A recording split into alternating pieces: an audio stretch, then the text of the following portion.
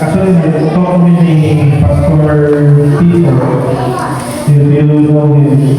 Wala siya sa telepono na to kay last minute. Nakakuyo siya ni Cristo. Upakuyo siya ng Cristo. Ano ko sa iya, before siya tuloy, fast. Na-part sa yung message, gusto na ko i-share yung sa ating. Siguro ka kumakain, na-friendly siguro kaaway baka naman na siya yung magsunan na wala na loob sa after sa pag-aaral. So, ano pa, part sa yung message pa, ako i-share tayo sa church. Because nakita na ko ang kanindot sa pag-tukit niya sa Bible na iyang himay-himay ang verse alam sa iyo sa pagsabot. Kaya istoryahan niya na gabi na sa church. Kaya kinahanglan yun na masapal ako ang pulong sa Diyos.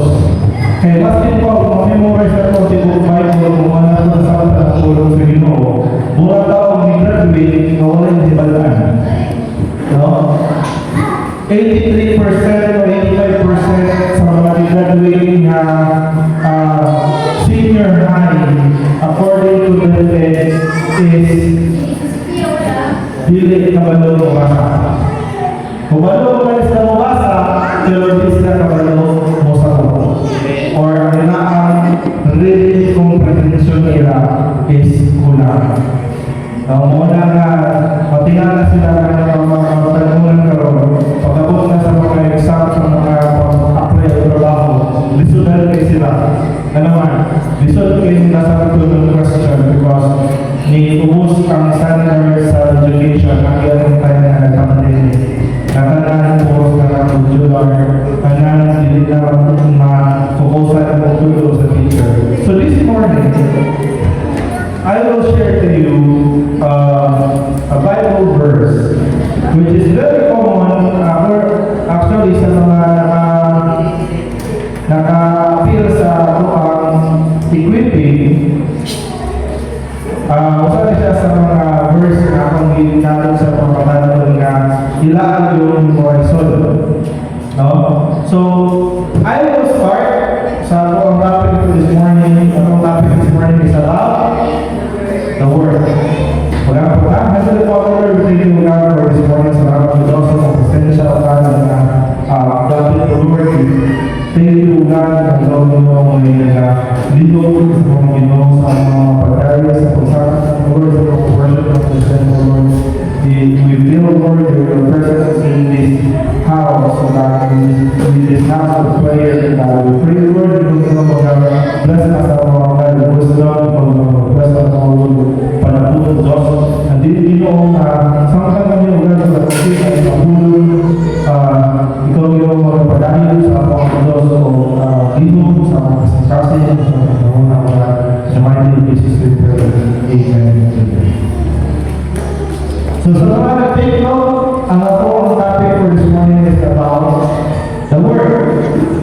So I will start from the time nag-ask si Pastor Tito. Nasa yung question na buwan ng mga people na luha-luha. No? What is that question? Ang iyang question is, do you know where God is? Simple naman sa question na kung ikaw luha-luha ka ba? Kabalo ka kung asa karoon ng Diyos? Hindi ako, ano na yung naman? Kabalo ka asa ng Diyos na karoon? Kabalo mo? Huwag ka na yung problem yun. Naunahan mo. Ask upon the Lord at this time, at this moment,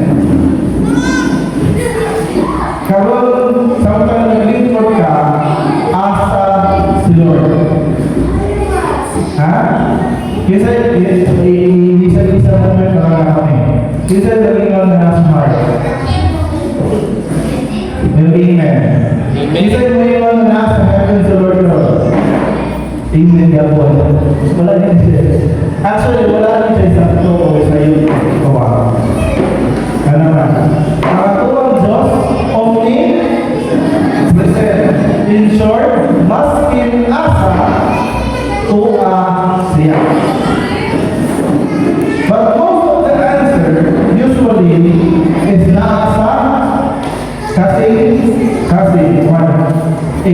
panawato na ka ni Jesus Christ, wato mo si Jesus Christ kay mo kasi as your personal Savior.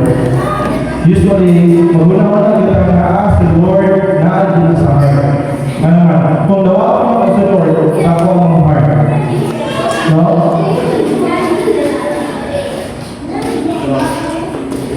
If we don't know Jesus Christ,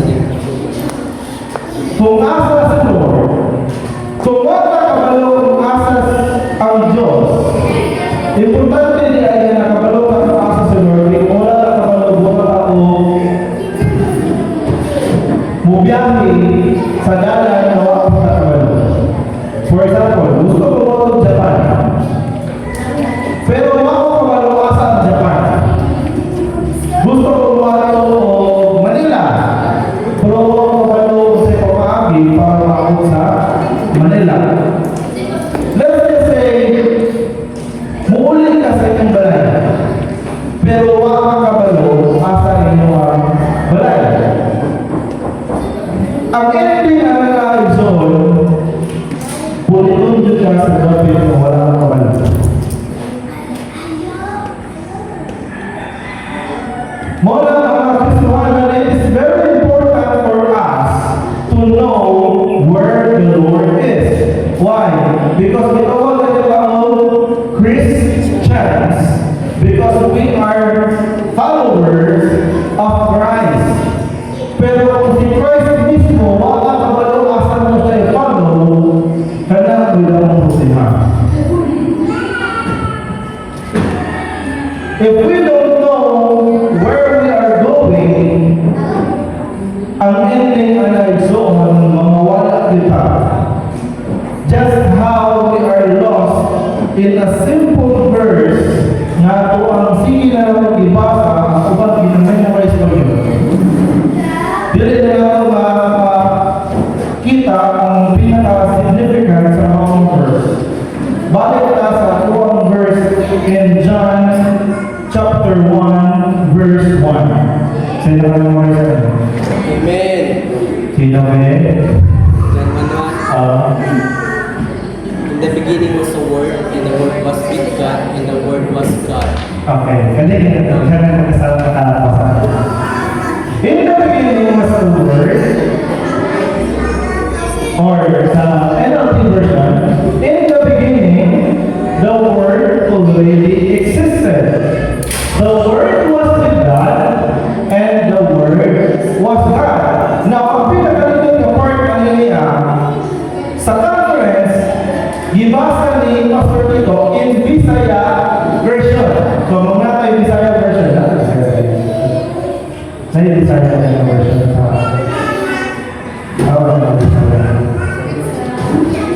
Amen.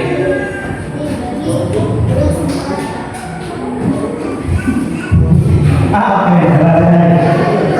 So, sa Bisaya, sa wala pa namuhat, Bisaya sa ang pulong diha na. Ang pulong uban sa Diyos o ang pulong Diyos. Amen. Now, kung akong notice is doon, it says na the existence of the Word is already there, even everything was created. Before pag-ibig sa Lord, mas pinunsa, ang pulong nag-exist na. O ang pulong na nag-exist, kuyong sa Diyos. God is not alone when we think about creating something. But it is mentioned that the Word was not just God, because sa pinakauna palatandaan na ay tuyo ang Diyos. Basta, ang pulong. Pero ang pulong, i-mention nila na kuyo sa Diyos, usasan ka Diyos. Hinsa, kaya ang pulong uban sa Diyos o ang pulong Diyos.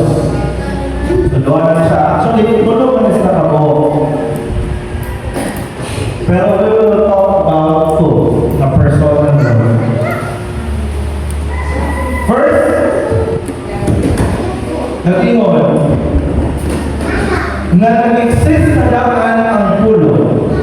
O na ito ang topic ng this morning, word, or the word, or the Bisaya of pulo.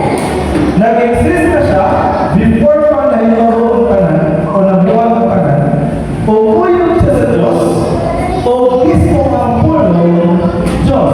Verse 2. Sa English, hindi mo siya. He existed.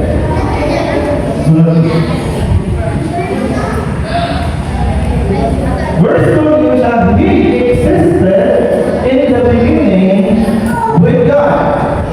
Hindi siya nag-exist na niya ay ang pulong, gikan pa sa pinakasanduganan, kuyog ang Diyos. Sa Bisaya, ako kasama. Sukat pa ngayon sa sinundan ang pulong uban sa Diyos.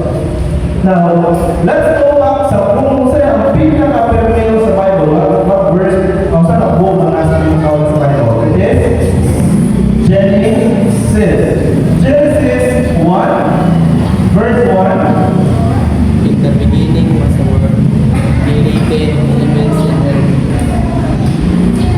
In the beginning, God created the heavens and the earth. Verse 2. Now the earth was empty, was formless and empty. Darkness was over the surface of the deep. Verse 3.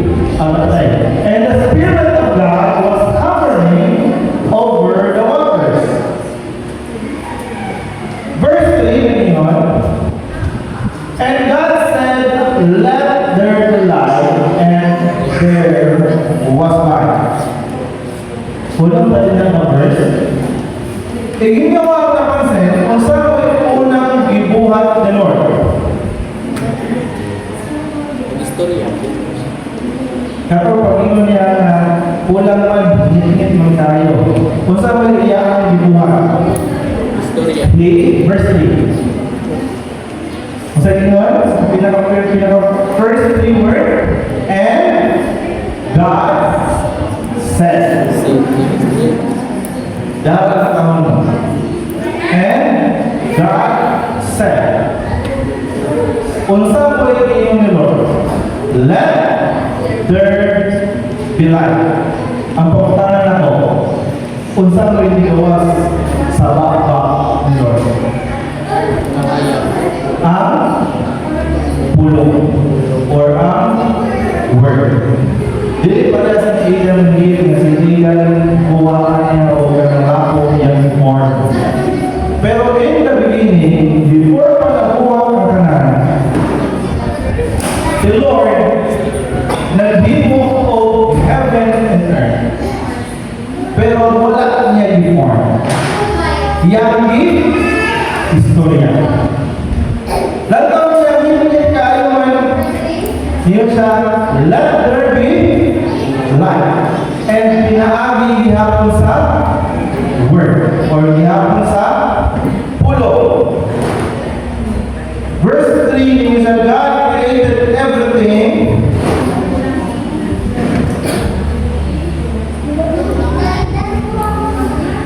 So balik tayo sa 1 John. John chapter 1 verse 3 niyo siya, God created everything through Him, and nothing was created except through Him. Naiwan ang tulong na tanan na buta, everything, binahagi kaniya, minsan ni kaniya. Wala pa mas isa sa atin. Binahagi sa pulo, gibuhat sa Diyos ang tanan, o wala'y bisan unsa sa tanan, bisan unsa sa tanan, nga nabuhat, nga dili pinaagi kaniya. In short, tanan na gibuhat sa Diyos, pinaagi sa pulo. The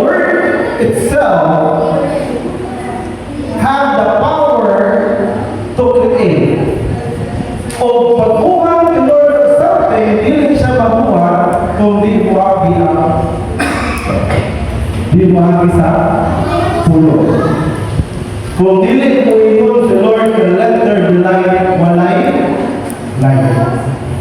Kung di mo ingon si Lord, we will create heaven and earth, walay mahitabo heaven and earth. Because everything in verse 3, everything through Him, pinaagi kaniya, and nothing was created except through Him.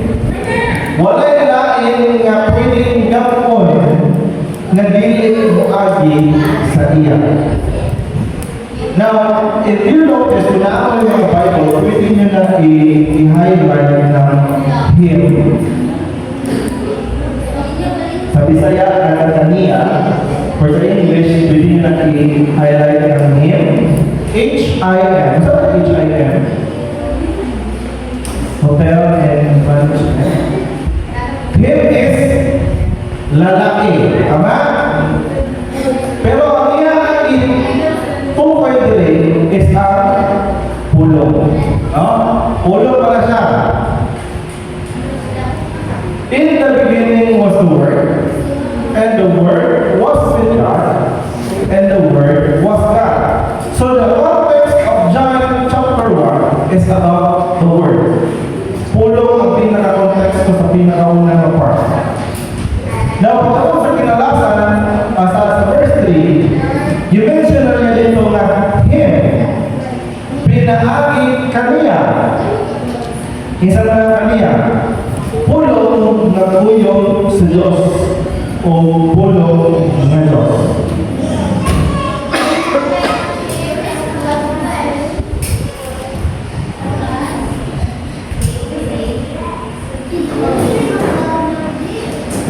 And through these words, according to Genesis, everything was created pinaagi sa pulo sa Diyos. And if the word was said, nothing will be created, because according to verse 3, nothing was created except through Him. Now, balik na in John chapter 1, verse 2. Niyon sa verse 2, sukay pa kayo sa sinugan, or sa English pa, He existed in the beginning with God. Sa Bisaya, sukay pa kayo sa sinugan, ang pulong uban sa Diyos. In short, the Word and God is together. Ang Diyos o ang pulong gaguyod na sila from the start. Basahan mo ang Bisaya. Sa inyo nakauna, sukat pa kayo sa sinugan. Do you know sa may pasagot when you say sukat pa sa sinugan? Ang pasagot ka na gikan sa una, taman, karon, wala na siya nausap. Another term, ang naa, kung iyong ka, kalustaman ka nagsulog o sinibadali, gikan pa sa sinugan. Wala kay dimension na taman 2023. Ano man? Kung taman 2023, dili naka-corrected. Pag iwan sa Biblia, nagiging pa sa sinugan, wala dimension kung nasa taman. In short, ang pulong na dimension niya sa pinakasinugan na kuyog ang Diyos. Hansod karon kuyog gihapon niya ang Diyos. Dili sila lima bula. Ang pulo o ang Diyos dili pwede bula. Taga ko example. When you say ako kay and Kasi ito kapalawa namin face. No boyfriend since birth. Kung ngayon ka no boyfriend ka since birth, gikan sa ipanganak ka, taman karon, wala pa kay uyang. Aray ko. Wala na siguro ako. Kaya na wala Wala. Wala. Kaalala natin wala lagi ang wala sa Diyos. Wala. Ay, masukot na si mama. Gikan pa sa sinundanan, wala ka kay kuya. Tingmuyo kag investigo. Pasabot ka na taman karon wala gyapon kay kuya. Wala pa na akong tira sa paraway dito. Pero dito ang Biblia, gikan pa sa sinundanan ang pulong uban sa Diyos. Mula sa kaningon, taman 2025, taman 2023, taman 2020, taman sa mga kaisa Moses, wala sa kaningon. Because in reality, the Lord and the Word was always together forever. Sana ko. Never. When the Bible said He existed in the beginning with God, that means He existed with God today. And what I mean, ang naa is dili lang ang the Father, the Son, and the Holy Spirit. Because the context of John 1:1 is ang pulong. So si Lord ang pulong, isa naman itong Jesus. Ang word o ang pulong o ang Ginoo, usa sila. Kuyo sila pirmi. The Bible said na nag-exist na ang Ginoo o wala ka na usog ng ingon diha sa Bible, nasa sindanan pa nagpuyo na ang Diyos ng pagpulo. Wala siya ng usog. Today, yesterday, today, and forever. Say the word of verse. Hebrews chapter 13, verse 8. Hebrews chapter 13, verse 8. Jesus Christ is the same.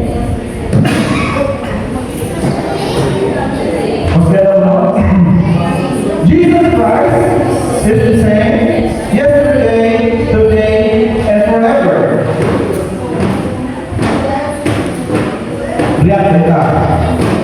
Pas ang ato ang sabukan, ang ato ang topic is about sa pulungan. Nasayo siguro ka pa, kinalimutan nila Jesus Christ man. Dili man pulong. Nahit ang verse nga nasunod mo. When the Bible said, and Jesus Christ said, nga siya same lang yesterday, today, and forever, it is because gikan pa sa sinundanan, wala siya nausap. Gikan pa kung tayo nga siya pulong pa, kuyog na siya sa Diyos. O karon pa panahon na siya nabuhi. Ngayon, kuyog sa ato, kuyog yan ng Diyos. O tama sa ato ang forever, ito na naman ang forever, kuyog yan niya ang Diyos. Namubalik na sa John chapter 1, hanggang sa verse 14. Okay. Ang masayon mo na ang puno na dimension siya, verse 1, is the same sa historia ni Jesus Christ sa Hebrews. John chapter 1, verse 14, so the Word became flesh. So ang dimension dito sa verse 1 naman sa verse 3 na pulong, pag ako sa verse 14, the Word became flesh. Ang pulo ang i-mention nito nga pulo sa Diyos silunganan, nag-iingon nito nga ang pulo Diyos ko, nahimo tao.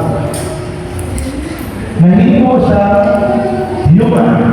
So the Word became human and made His home among us. So ang pulo na nag-exist from the start, nagpuyo-kuyo kanado. Made His home among us.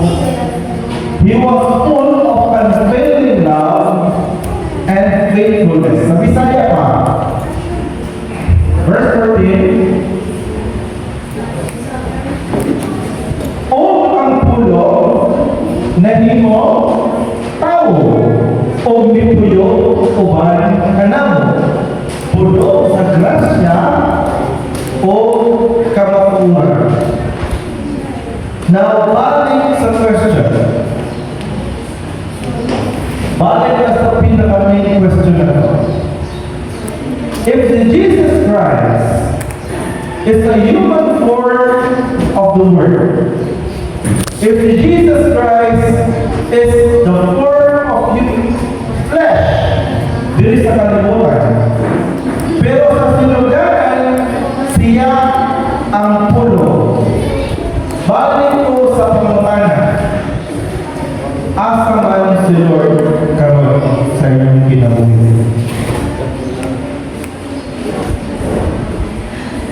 Pag-answer mo, na-explain naman ang pangandaan kung sa sinuganan sa pulo, kung sa'yo nahihila mo sa pulo, nahihila mo siyang tao, and body in Jesus Christ. O ako na itong ipasabot na ang pulong na nag-uwan dito sa Diyos, kuyog sa Diyos, wala isang kausap, yesterday, today, and forever. So mas maniwag ka naman sa adik, pwede mag-ulan na siya. Kuyog na siya rin. Now, kung pagkakana, naka-figure out na ba mo, asa karon si Lord sa inyo ang life. Figure out na. Asa si Lord karon sa inyo ang kinabuhi. E naka-figure out na yung amen. Amen. Ayaw naka-figure out na yung Now the question is, asa? Nasa? Sinasa? Sudah? Ha? Everywhere? Sa iyo ang pinamuhay asa na sa Lord ka ba? Nasa? Kasing karon din na Lord. Niingon ang pulong ang Diyos o ang pulong dili pwede magmula. Ang pagkakana ko karon pila kapulong sa Diyos ang lahat sa inyong kasing-kasing na pila yung kasi na-start up po sa 1 John 4:8. God is love. Tama naman ang mamatay ka na President Portito yung lumuan. Kung yun si Lord dito sa langit, o sige, mag-impress mo sa iyo mga biblical verse, follow the Lord. O ikaw na, bibig, 1 John 4:8, God is love. Unsa pa? Genesis 1:1. In the beginning was the Word, and the Word sa iyo po yun. In the beginning, God created the heavens and the earth. Nakalagay, buwan naman ako.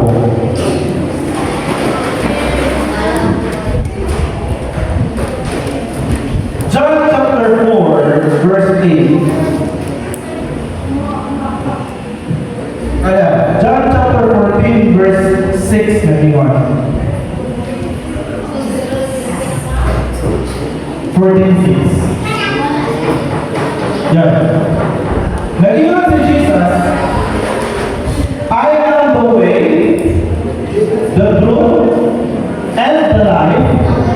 No one comes to the Father except through me. Sakto ang giingon sa pinaka-primero na part sa John 1:1 na walay create mas ginuon sa except through Him. Walay pwede nga maadto sa langit, walay pwede maadto sa Diyos, walay pwede makakonect dito sa Father except through ni Jesus Christ. Karoon kay si Jesus Christ is the human form of the Word. In short, brothers and sisters, dili na ako langanan ang inyong mga utok o tuyo-tuyo. Kung gusto nimo nga kuyog nimo ang Diyos, tun-i ang pulong niya. Ano man? Kaya kung ingon ka nga kuyog nimo ang Diyos, pero wag ka na sayo sa iyang pulong, ibarakan na ninyo imong kaugalingon. Kaya ang Diyos o kang pulong isa. Kung asa dapat ang Diyos, dapat naman dito ang pulong. Kung asa dapat ang pulong, automatic na dito ang Diyos. Nga naman, mobile namin naamoy makita ng mga exorcist kaya nasapian sa atin at tignan naman ng mga nasapian-sapian. Dili ang spirit of tongues ng mga pahawa sa mga kwan. Dili ang mukhang power ni mo, mukhang po, mo ay makapawala sa demonyo. It is the Word of God. Now, kung naay na sapian sa inyo ang dapit, pero wala kay bit-bit na pulong sa Diyos. Wala kay nahibalaan na pulong sa Diyos na pangantay mo ang tuwang espiritu. Kung saan na muna. Because, bakit po kung saan mo pag-indot ang mga po, so ang ang po mo dito Diyos. Tama? Tama ba? Bakit pag-indot kayo mo pag-aampo, with matching mga flowering words na karoon dito kayo pag-inawal mong ampo, bakit pag-balibalihan mo na ang ampo, dili Diyos. Pero ang pulong, Diyos. Hold on, every time na I mention yung word ni Lord, tinapapayan niyo sa mga movies, sa mga isa na nakita niyo yung exorcist. Tingnan yung mga sapi-sapi. Ipapapayan niyo kung ang pare gani o ang pastor magsugod nagbasa ng Bible, kiring na rin ang espiritu.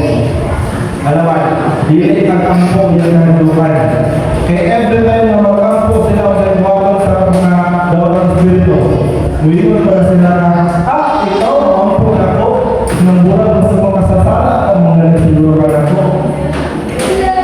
Ikaw, kampo na ko, kabalo ko sa ikipuan na hapon, kabalo ko sa iyong giaway na hapon, kabalo ko sa iyong gilibang na hapon, yun ikaw, kampo sa mga mapapamuha ng mga lawas, no way. Pero ang pulong sa Diyos ang masahol, wag na sa iyo mo. Kaya si Jesus na galing mo papahawa, which is the human form of the pulong. Dili pwede sa mapahawa ko niya ni Jesus. Munhangyo na siya. Sa kapalawan ng story. Katong story atong demon possessed na tao na si Jesus, ikaw naman ay naabot, wala pa kasi sa limang nga ikaw ba ang spirito pahawa, wala pa kasi sa Jesus. Naabot pa si Jesus ang mga spirito ni hangyo na ni Jesus. Nisa na, ayaw may ibalik dito. Kung pwede, ilamay na dito sa mga baon. Ihangyo sila ni Jesus. Because Jesus is the living Word. Siya ang pulong. Isa lang kapulong niya, lahat po sila sa iyo. Wala nga, mahal daw kayo sila ni Jesus. Mahal daw kayo sila sa pulong. Mahal daw ang kaaway kung sa'yo mo ang sundi Because kung asa lapit ang pulong, tuwa ang Diyos. Kung asa lapit ang mga, makita rin na yung Bible ninyo, yung nagpapagalugan, kung asa lapit ang pulong natin sa Lord. Sige tao, pray, Lord, help us, Lord, na mahimong mga successful ka. Pero nakalimutan na ang success diyan, makita na to diha ng Lord. Makita na to nga si Lord kaya ay maghapal na to tinuod ng success. Pero kung si Lord kaya to ang itinguha, dili pwede na si Lord lang isa. Because package na si Lord. Kung gusto niyo makuha si Lord, na mapuno sa inyong kasing-kasing, pulling ang pulong sa Diyos. Kaya kung asa ang pulong sa Diyos, tuwa ang Diyos. Kung asa lapit ang pulong, tuwa ang Diyos. So, muna sa ito na ito na binuhangan ka sa uwan ng mga sekta. Because we believe in three persona in one God. Nakayo sa Diyos, pero nasa itulo ang persona. In short, He is three in one. God the Father, God the Son, and God the Holy Spirit. Sa iyo niya na sa horizon, natay kalat, natay lawas, o natay espiritu. Dili pwede mo nga dyan ako sa bulman ay mga espiritu, dali sa mas limaan ng espiritu, sa iyong lawas na ulod pa sa balaya. Dili pwede. Ngayon nga dyan ako bulman ay mukhang kalat, kaya ako ang ipadala sa Amerika yung kalag. Dahil ang iyong ang lawas, padala mo dito sa kuhaan sa mission sa Tawilawi. Dili mo ang espiritu, pagiging sa simbahan. Masarap sa mga ko. Dili pwede ibulan ang lawas, kalag, ang espiritu. Same sa Diyos, di pwede mo ibulan ang Diyos o ang pulong o ang balaan espiritu. Usa na sila sa mga. Dili pwede nga, Lord, pwede gawin na ako si Lord lang. Pero dili niya ko mataon sa pulong. Isoon, gilipungan niyo ng mga kawagin. Kaya kung dili mo tulungan ang pulong sa Diyos, ayaw mag-expect ang Diyos na ito. Kaya ang Diyos o ang pulong, isa. Dili ka pwede mo hingon nga, pwede mo papalit o gusto mo, pero wala lang ang breast. Pwede pa mo papalit o chiki, pero ang sunod lang wala lang ang iyang sinupin.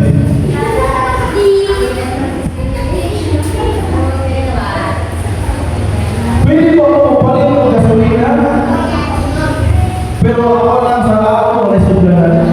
Hindi pwede. Naay mga bukang sa kalimutan ng Lord na hindi mo pwede ikulan. Same niya sa Diyos o sa pulong o sa lahat sila. Gikan sa sinudanan, tama ng sa pinsapusan. Now, learning how to understand the word Zohar is very important.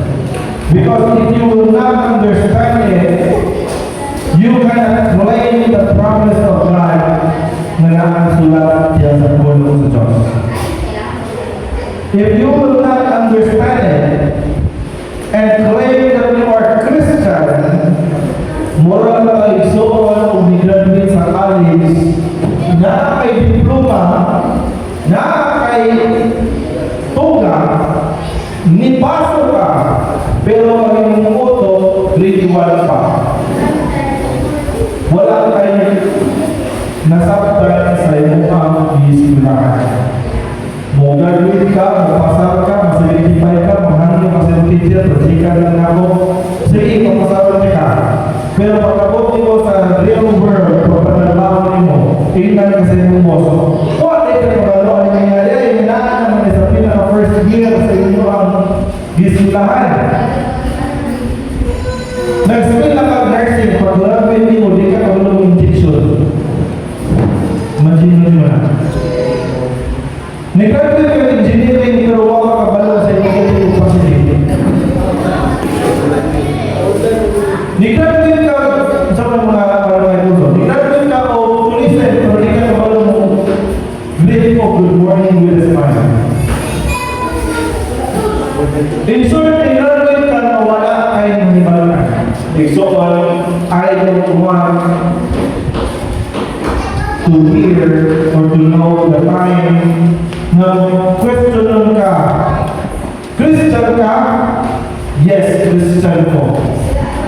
Kung saan natin nag-iyon galing sa Genesis 1:1?